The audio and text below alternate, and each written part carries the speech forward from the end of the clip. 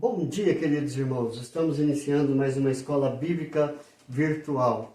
É com muita alegria que nós vamos continuar o nosso estudo sobre a comunhão. Hoje nós estamos chegando na conclusão sobre comunhão. Filipenses capítulo 2, de 1 a 4. O que esse texto diz para nós? Se há, pois, alguma exortação em Cristo, alguma consolação de amor, alguma comunhão do Espírito, se há entranhados afetos e misericórdias, completai a minha alegria de modo que penseis a mesma coisa, tenhais o mesmo amor, sejais unidos de alma, tendo o mesmo sentimento.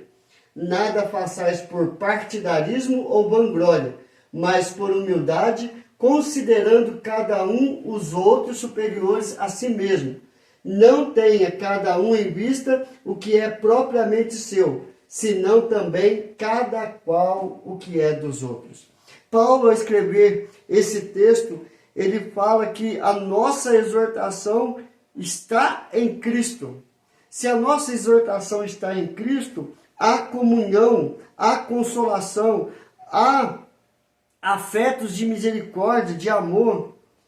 E isso completa a alegria, porque a comunhão faz com que nós tenhamos o mesmo pensamento, o mesmo amor, sejamos unidos de alma, tendo o mesmo sentimento. Nós não temos partido, tudo é comum, tudo é para a unidade do corpo de Cristo.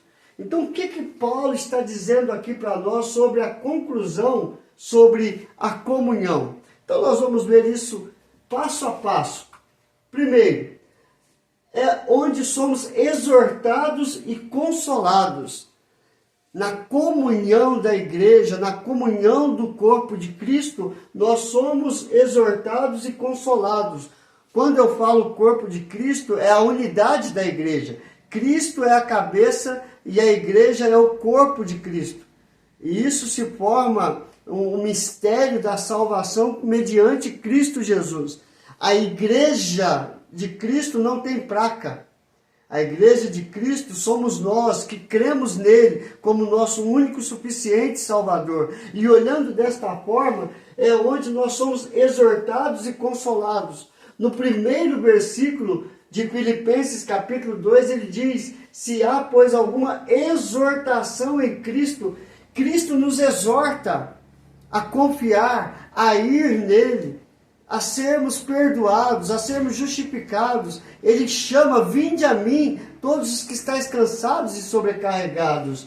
Se há alguma consolação de amor, alguma comunhão do Espírito, nós somos salvos mediante a graça. A graça de Deus é revelada no amor por meio de Cristo Jesus. Deus nos amou de uma tal maneira. Isso nos consola, porque esta é a certeza da nossa salvação. Por causa do amor de Deus em Cristo Jesus, nós somos salvos. E alguma comunhão do Espírito, se há entranhados afetos e misericórdias, mostra para nós que a comunhão nos traz exortação e consolação mediante o sacrifício de Cristo Jesus, e o consolo vem por meio do Espírito Santo, e sobre nós é derramado o amor de Deus, a graça de Deus. Versículo 42 e 46 de Atos, capítulo 2, mostra isso para nós também. E perseveravam na doutrina dos apóstolos e na comunhão, no partir do pão e nas orações. Diariamente perseveravam unânimes no templo, partiam pão de casa em casa e tomavam as suas refeições com alegria e singeleza de coração. Ou seja, a exortação e a consolação está aqui. Está aqui aonde? Está na doutrina dos apóstolos, que exorta, que consola, que traz esperança, que traz conforto. A exortação e a consolação está aqui também. Perseveravam na doutrina dos apóstolos, na comunhão, no partir do pão e nas orações. A oração nos conforta, nos consola, porque o Espírito Santo intercede por nós com gemidos inexprimíveis. Então, a comunhão, na comunhão, é onde nós somos exortados e consolados. Segunda coisa, sobre a comunhão, para concluirmos sobre a comunhão, é onde há união de alma e coração. Unidos em alma.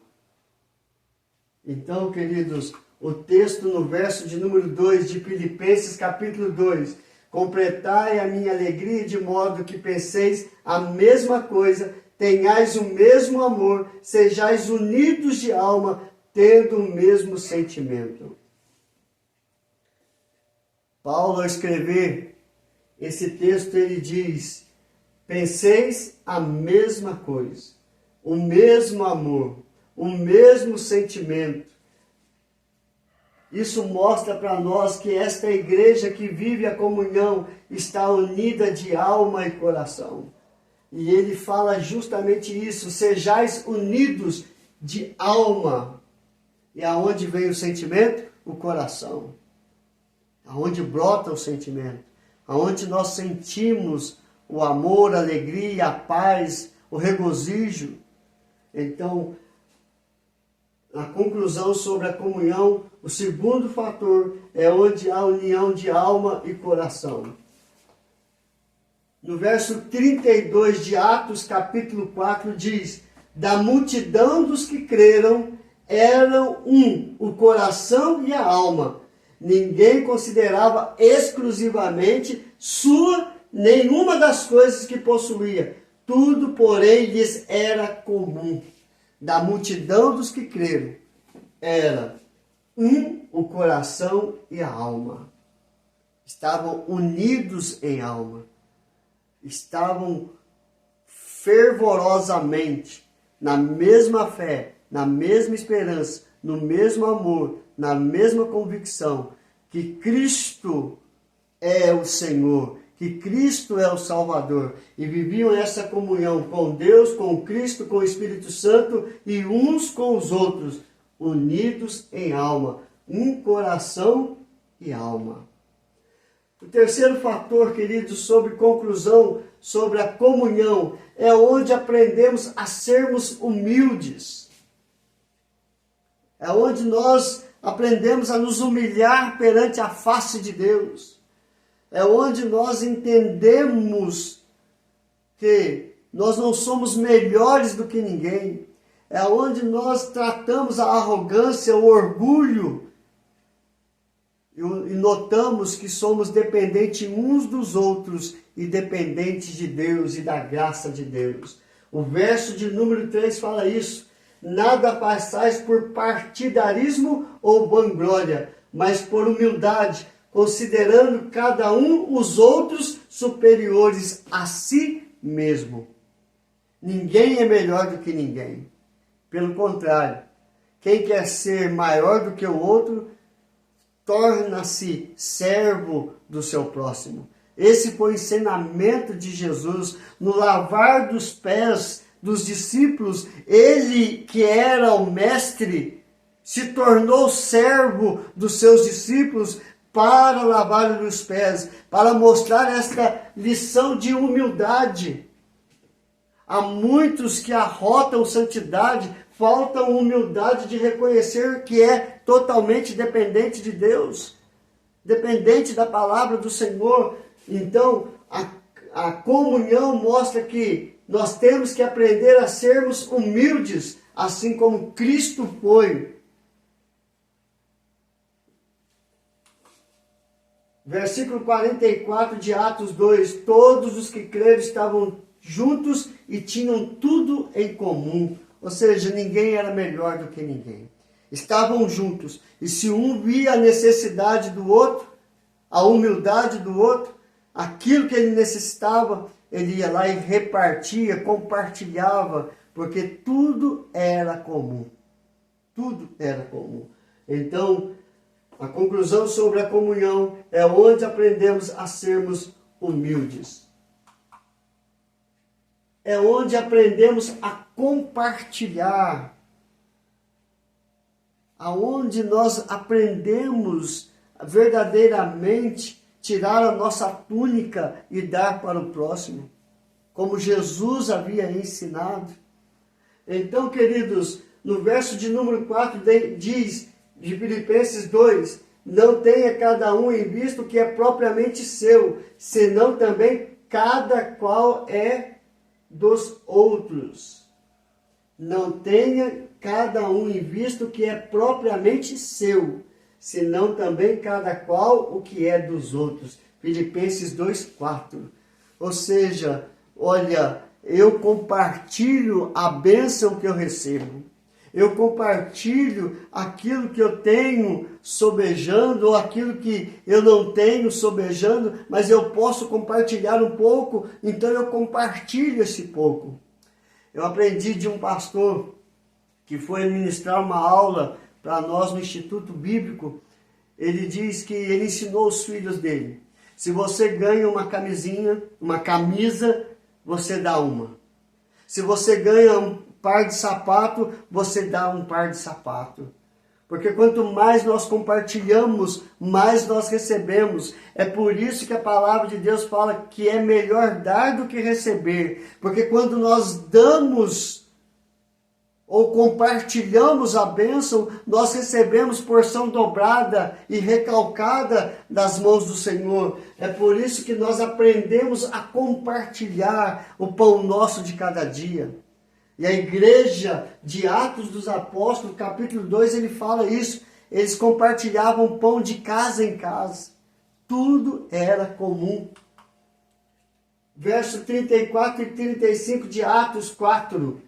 Pois nenhum necessitado havia entre eles, porquanto os que possuíam terra ou casas vendendo-as, traziam os valores correspondentes e depositavam aos pés dos apóstolos. Então se distribuía a qualquer um à medida que alguém tinha necessidade. Que maravilha! A igreja suprindo as necessidades uns dos outros. É esta comunhão. A comunhão uns com os outros, a comunhão uns para os outros, é onde aprendemos a compartilhar. Eu quero contar a experiência que eu tive no final do ano passado.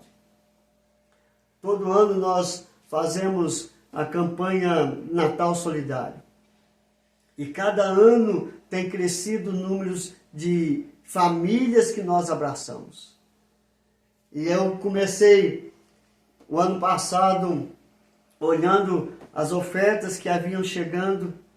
E eu falei assim, olha, vai dar para apenas 6 cestas. Vamos abençoar 6 famílias. E no final, nós conseguimos abraçar 14 famílias no Natal. Por quê? Porque a igreja soube aprender a compartilhar as bênçãos que Deus tem derramado sobre nós. A comunhão é onde nós aprendemos a compartilhar as bênçãos. Compartilhar as necessidades, mas suprir as necessidades para a glória de Deus, para a honra e para o louvor desse Deus maravilhoso, que coloca na nossa mesa o pão nosso de cada dia. Porque foi assim que Jesus nos ensinou a orar, pelo pão que nós necessitamos, por aquilo que nós necessitamos. E Deus tem derramado sobre nós bênção sobre bênção. E nós temos aprendido a compartilhar bênçãos sobre bênçãos. Irmãos, concluindo sobre a comunhão, nós vemos que a comunhão é onde nós somos exortados e consolados. Nós vimos que a comunhão é onde a união de alma e coração. Nós vimos que a comunhão é onde aprendemos a sermos humildes.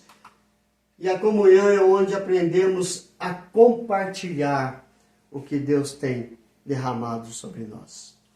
Que Deus nos abençoe dia após dia. Se você tem alguma dúvida, alguma pergunta, mande a sua pergunta aí nos comentários. E no próximo eu respondo com amor e com dedicação. Vamos orar? Senhor, graças te damos por tudo, ó Pai. completa esta palavra em cada coração. Ministra, Senhor Deus, vida, e que nós possamos compartilhar as bênçãos que o Senhor tem derramado sobre nossas vidas. Que nós possamos ser unidos em alma e coração. Que nós possamos comungar do Teu melhor e compartilhar o Teu melhor para todos aqueles que necessitam de ouvir a Tua palavra. Muito obrigado por tudo. Em nome de Jesus. Amém e amém. Que Deus te abençoe.